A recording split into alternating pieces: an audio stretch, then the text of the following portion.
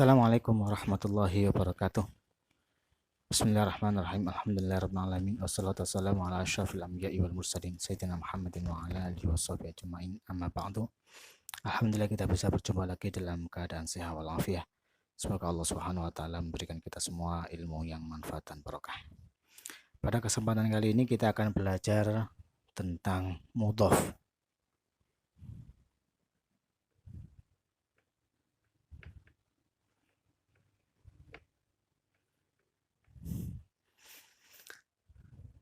Yang mana mudhof itu juga termasuk salah satu dari isim ma'rifah. Mudhof, apa itu mudhof? Mudhof adalah isim yang disandarkan kepada isim yang terletak setelahnya. Jadi isim yang disandarkan kepada isim yang ada setelahnya. Dan isim yang disandari oleh mudhof atau isim yang terletak setelah mudhof disebut dengan mudhof ilaih. Contoh, qalamul ustadzi.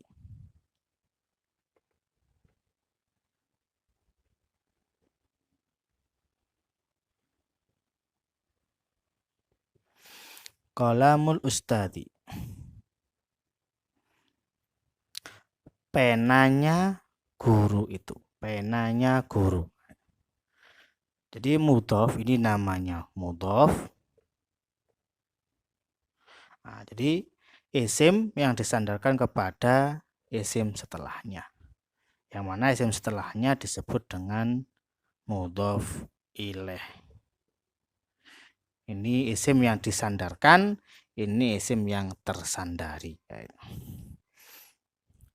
Nah, jadi qalamul ustadzi yang mana artinya adalah penanya guru itu. Dalam contoh ini ya, kalimat qalamu yaitu qalamu ini adalah mudhof atau yang disandarkan, dan sedangkan kalimat al-ustadzi ini namanya mudhof ilaih atau yang tersandari. Yang lainnya banyak ya, mobilnya Zaid, penaku, rumahnya Fatimah, tasnya guru, kemudian lemarinya Muhammad dan sejenisnya. Nah, itu namanya mudhof. Jadi namanya mudhof ini. Jadi kolam namanya mudhof, al-ustadz namanya mudhof ilaih. Susunannya namanya sunan idhofah. Nah, itu ya. Adapun nanti pembahasan tentang idhofah itu di bab selanjutnya. Mudhof yaitu kolam menjadi ma'rifah jika mudhof ilaihnya juga berupa isim ma'rifah. Ini kan masih membahas tentang apa itu isim ma'rifah. Isim ma'rifah kan salah satunya kan isim yang disandar kepada salah satu. Nah, itu baik itu disandar kepada dhamir, kepada nama, alam, ya, kepada isim isyarah, kepada isim mausul, kepada isim yang beralif lam. Nah, itu. Jadi sebenarnya kolam, kalau kolamun saja ini sebenarnya dia itu nakiro, isim nakiro. Nah, itu. Ketika dia disandarkan kepada isim yang lain, yang mana isim yang lain atau mudhof ilaihnya itu ma'rifah, maka mudhof ini juga ma'rifah. Nah, jadi mudhof ini yang aslinya nakiro ketika disandarkan kepada yang isim ma'rifah, maka kolam ini menjadi ma'rifah. Nah, itu. Ya kan ketika kita bilang kolamun saja, kolamun sebuah pena, gitu. Tidak merujuk kepada siapa saja, kan sebuah pena gitu aja. Tapi ketika dikatakan penanya guru, kan merujuk kepada tertentu. Oh, ini penanya guru itu, gitu. Karena itu mudhof, kalam ini nakiro bisa menjadi ma'rifah jika mudhof ilaihnya ini berupa isim ma'rifah, yaitu berupa dhamir, isim alam, nama atau isim isyarah, mausul, isim yang beralif lam seperti ini. Kemudian dan kemarifatan mudhof sama dengan kemarifatan mudhof ilaih. Kemarin kan pada pembahasan isim ma'rifah itu kan urutannya itu dhamir, alam itu kan juga urutan dari tingkat kemakrifatannya itu. Jadi yang pertama ma'rifah adalah isim dhamir, kemudian disusul isim alam, kemudian disusul lagi isyarah, kemudian mausul kan gitu. Kemudian disusul lagi isim yang beralif lam. Lah, isim nakirah jika dimudhafkan ke isim ma'rifah selanjutnya itu, maka kedudukan isim nakirah itu sama kemakrifatannya sama dengan kemakhrifatan isim yang disandarinya gitu. Isim yang tersandari ustadz ini. Dalam contoh ini kolamul ustadzi, maka kemakhrifatan kolam itu kedudukannya sama dengan kemakhrifatan isim yang beralif lam. Karena itu disebutkan di sini maksudnya isim yang disandarkan ke isim ma'rifah sama dengan kedudukan isim ma'rifah tersebut. Dalam contoh kolamul ustadzi, kolamul ustadzi ini kalimat kolam tingkat kemakrifatannya itu sama dengan yang beralif lam. Karena kolam disandarkan kepada isim yang beralif lam, maka kemakrifatan kolam itu derajatnya sama dengan isim yang beralif lam. Kemudian dan begitu juga seterusnya. Nah, itu. Kalau seandainya saya bilang kolamu Muhammadin, pulpennya Muhammad,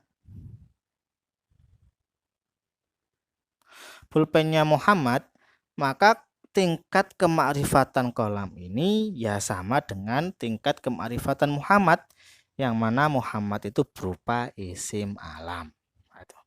Jadi yang pertama itu isim dhamir, yang kedua isim alam. Berarti tingkat kemakrifatannya kolam itu sama dengan kemakrifatan isim yang disandari.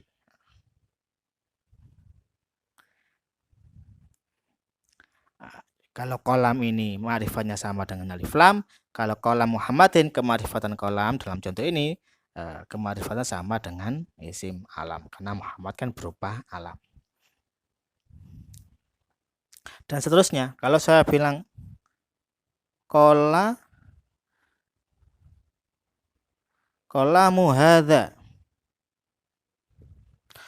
pulpennya orang ini masalah. Kolamu hadza, pulpennya orang ini.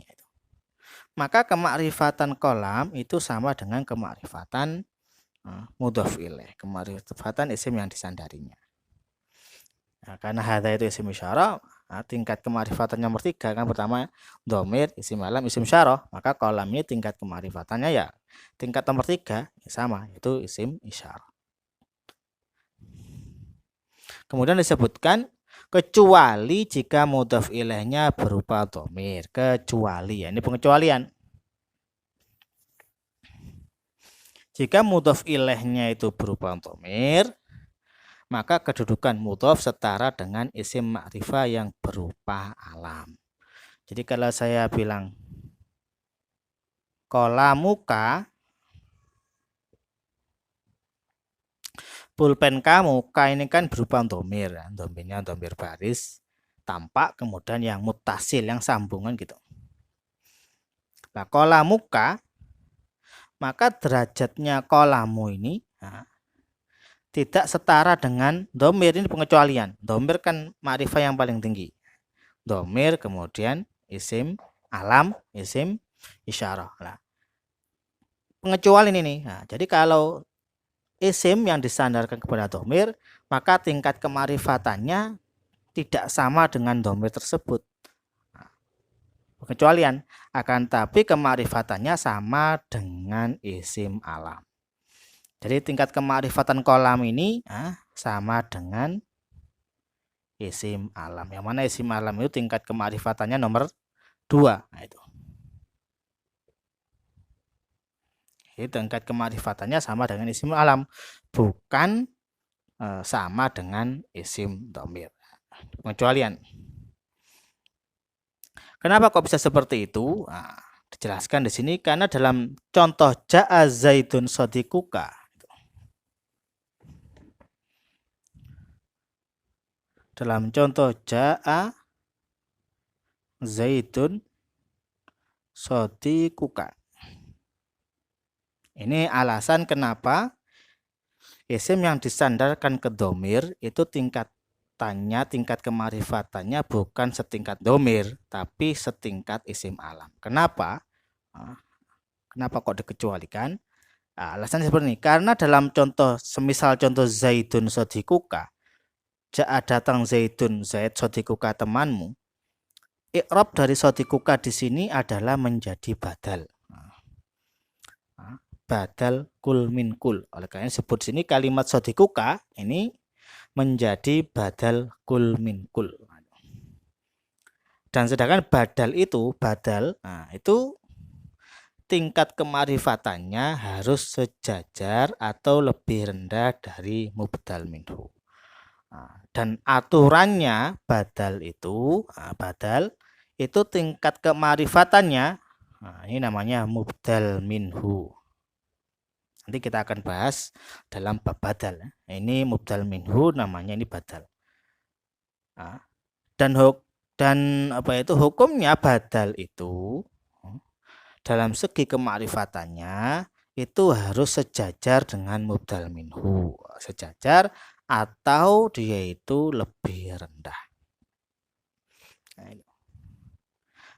Tidak boleh lebih di atasnya. Jadi badal kemarifatannya tidak boleh lebih ma'rifat daripada mubdal minhunya.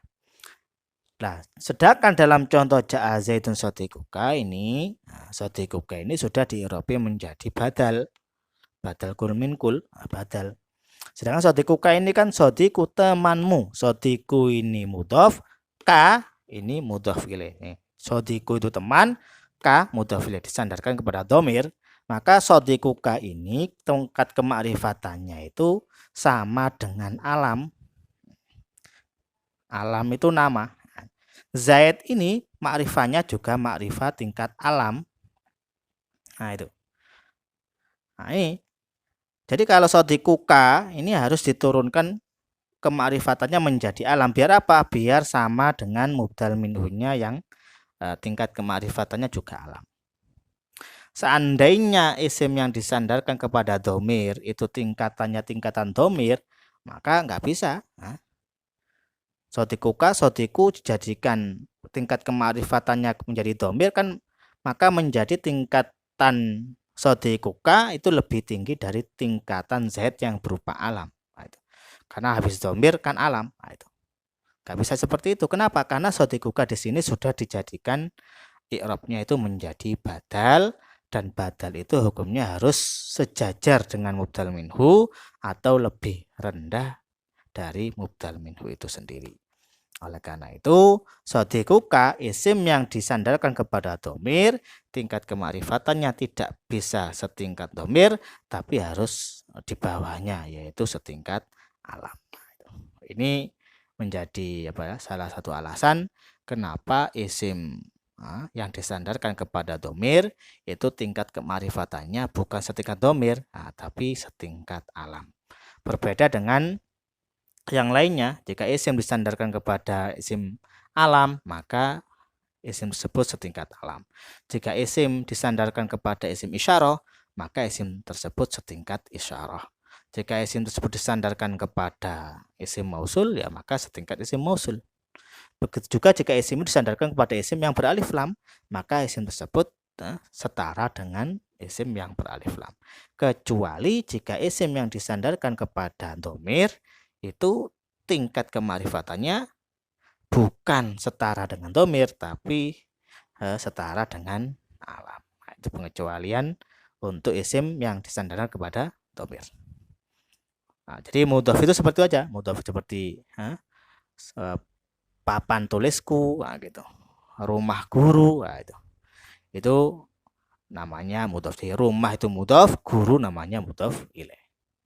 Jadi mudhof itu adalah isim yang disandarkan kepada isim setelahnya. Yang mana isim setelahnya namanya mudhof ilaih. Perhatikan contoh mudhof kepada domir berikut ini, yaitu kita kemarin kan sudah belajar tentang domir. Contoh baitun artinya rumah. Jika disandarkan kepada huwa, dia laki-laki, maksudnya rumahnya siapa nih? Rumahnya dia. Nah, itu dia laki-laki. Maka nanti kalau digabungkan menjadi baituhu, baituhu, baituhuma, baituhum, baituha. Kalau hiya untuk perempuan, maka nanti berubah menjadi baituha. Nah, gitu. Nah, jadi nggak bisa kita mengatakan baituhuwa, baituhuma, baitu, nah, itu. Baituhiya, nggak bisa itu. Nah, harus digandeng seperti itu. Baitu anta nggak bisa, harus baituka. Nah, gitu. Kemarin kan sudah waktu pelajaran domir kan sudah dijelaskan, jika masih memungkinkan untuk memakai domir yang sambung atau mutasil, maka tidak diperbolehkan untuk memakai domir yang munfasil atau domir yang pisah. Nah, maka contoh ini contohnya kalau baitu disambung dengan domir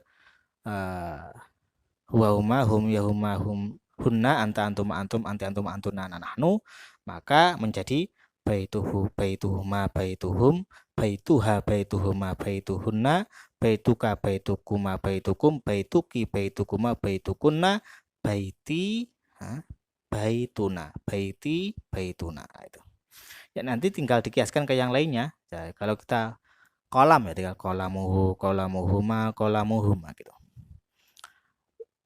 Hal hadza qalamuka, apakah ini pulpenmu? Gitu. Hal hadza qalamuka, apakah ini pulpenmu? La, bukan. Hadza qalamuhu. Oh tidak, ini pulpennya. Qalamuhu pulpennya dia laki-laki. Oh la, hadza qalamuha. Oh bukan, ini pulpennya dia perempuan. Qalamuha. Nah, seperti itu. Nanti tinggal kita kiaskan. Oleh karena kalau kita sudah hafal satu saja, nanti tinggal kita kiaskan ke isim-isim yang lainnya. Jadi baituhum itu dihafalkan dengan lancar.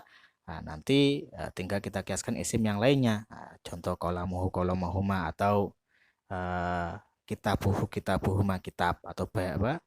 Atau sayyaratuhu mobilnya atau ghurfatuhu kamarnya dan seterusnya. Hanya kita hafalkan dulu bentuk baituhuma ini ya dengan lancar, kemudian kita bisa kiaskan ke yang lainnya. Itu kalau isim yang disandarkan ke domir. Perhatikan contoh mudhof kepada selain domir. Nah, itu. Mudhof selain domir kan masih ada sisanya isim alam, isim isyarah, isim mausul. Contoh baitun jika disandarkan kepada isim alam yang berupa Zaid, nama orang. Baitu Zaidin. Nah, itu. Nah, baitu rumah Zaid. Zaid, rumahnya Zaid menjadi baitu Zaidin, rumahnya Zaid. Jadi kata rumahnya, itu kata rumahnya itu sudah ada dalam kandungan susunan idhofah itu. Jadi kalau rumahnya Zaid, rumahnya lah, katanya ini sudah terkandung dalam kalimat baitu Zaidin. Nah gitu. Baitu Zaidin. Nah, itu. Baitu Zaidin ini artinya rumahnya Zaid. Kan baitun rumah. Baitun ini artinya rumah. Zaid artinya Zaid. Rumah Zaid. Nah, itu. Kalau baitu Zaidin ya kita artikan secara bahasa Indonesia kan rumahnya Zaid. Baitu Zaidin rumahnya Zaid kan gitu. Kemudian baitu disandarkan kepada isim isyarah hadza. Baitu hadza rumahnya orang ini. Baitu hadhihi rumahnya orang ini perempuan itu. Dan seterusnya. Kemudian baitu disandarkan kepada isim isyarah. Kita juga sudah belajar isim isyarah, isim isyarah, isim mausul. Kita sudah belajar isim mausul, itu baik isim mausul khos atau isim mausul yang mustarak. Contoh, baitu disandarkan kepada alladzi, yang mana alladzi itu kan isim mausul khos. Baitul ladzi laqitahu amsi, yaitu rumahnya orang yang kamu temui tadi. Masan. Liman hadzal bait, milik siapa rumah ini? Liman hadzal bait, milik siapa rumah ini? Oh, hadza baitul ladzi laqitahu anifan. Oh, ini adalah rumahnya orang yang telah kamu temui tadi. Ya, gitu. Nah, itu baitu. Atau yang lainnya, kita kiaskan ke yang lainnya lah ya. Masalan, liman hadzal qalam, milik siapa pulpen ini? Oh, ini pulpennya orang yang kamu pukul tadi masalah. Liman hadzal qalam? Hadza qalamul ladzi darabtahu. Hadza qalamul ladzi darabtahu. Ini pulpennya orang yang kamu pukul. Yang telah kamu pukul itu. Itu jika isim disandarkan kepada isim mausul. Kemudian isim yang disandarkan kepada isim yang beralif lam. Contohnya baitu sama at-talib, jadi baitu talibi. Itu. Rumahnya santri itu. Baitu talibi, rumahnya santri itu. Itu. Jika disandarkan kepada at-talib. Kemudian disandarkan kepada isim yang mudhaf. Itu. Mudhaf itu boleh kita menyandarkan isim kepada mudhaf ilaih, yang mana mudhaf ilaihnya mudhaf kepada isim selanjutnya. Contohnya nih. Baitu waladil ustadi. Liman hadzal bait? Milik siapa rumah ini? Oh, hadza baitu waladil ustad. Oh, ini rumah anaknya guru itu. Jadi baitu ini menjadi mudhaf. Waladi ini mudhaf ilaih. Karena dia disandari kan, mudhaf, rumahnya anak lagi mudhaf, waladi mudhaf ilaih.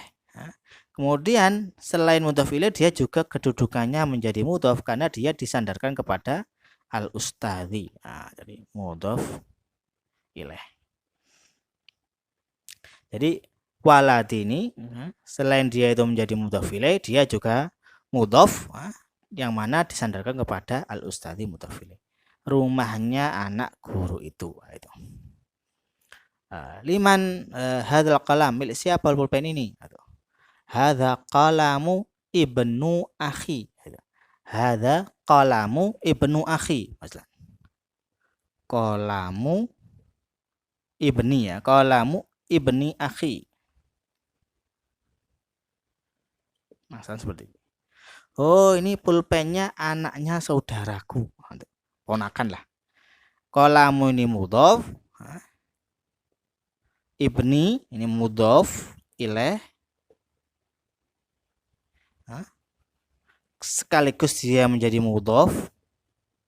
Akhi ini mudhaf plus jadi mudhaf ilaih.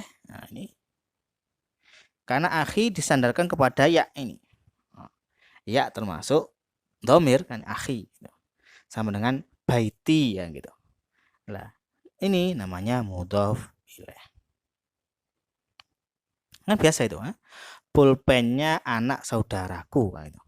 Jadi pulpennya anak saudaraku. Jadi qalamu itu mudhaf, ibni mudhaf ilaih. Jadi qalamu disandarkan kepada ibni disandarkan kepada akhi disandarkan kepada ya dhamir ini. Ya mutakalim. Jadi ibni dia menjadi mudhaf ilaih plus dia itu mudhaf karena disandarkan kepada akhi itu mudhaf ilaih plus jadi mudhaf karena dia disandarkan kepada dhamir ya mutakalim. Jadi bisa susunan seperti itu. Dalam bahasa Indonesia kan juga biasa saja kan seperti itu. Liman hadzal bait? Rumahnya siapa ini? Oh, ini rumahnya putri saudaraku, kan bisa itu. Putri saudaraku kan sama saja. Nah, itu jadi bisa susunan seperti ini. Jadi bisa mudhaf kepada isim yang mana mudhaf kepada isim yang mana isim ini disandarkan juga kepada isim setelahnya. Nah, itu. Latihan. Nah, itu ya. Mudhafkan isim berikut dari ma'hadun. Ma'hadun itu artinya pondok. Nah, jadi ma'hadun disandarkan kepada huwa. Pondoknya dia itu. Bagaimana bahasa Arabnya? Oh, ma'hadu hu. Nah, gitu. Kalau huwa menjadi ma'haduhu itu. Kalau huma ma'haduhuma itu. Kalau hum ma'haduhum, seperti itu. Nah, oleh karena itu, kalau kita sudah hafal satu saja seperti baituhuma tadi, nanti kita bisa tinggal menyamakan isim-isim yang lainnya. ma'ahaduhu, ma'ahaduhuma, ma'ahaduhum, ma'ahaduha, ma'ahaduhuma, ma'ahaduhunna, gitu kan?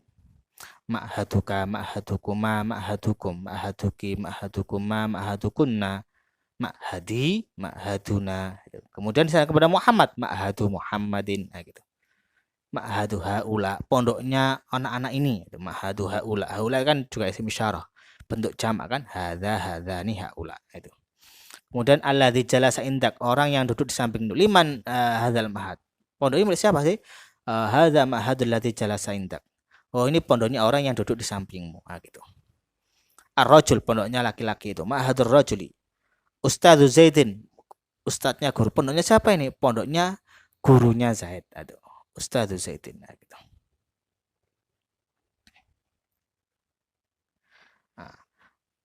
Nah, itu latihan berhubungan dengan mudhaf. Nah, itu. Kemudian di sini juga ada pertanyaan seperti biasa agar kita lebih memahami bab yang telah kita bahas. Ini yang dapat saya sampaikan berhubungan dengan mudhaf. Semoga bermanfaat. Walafu minkum. Assalamualaikum warahmatullahi wabarakatuh.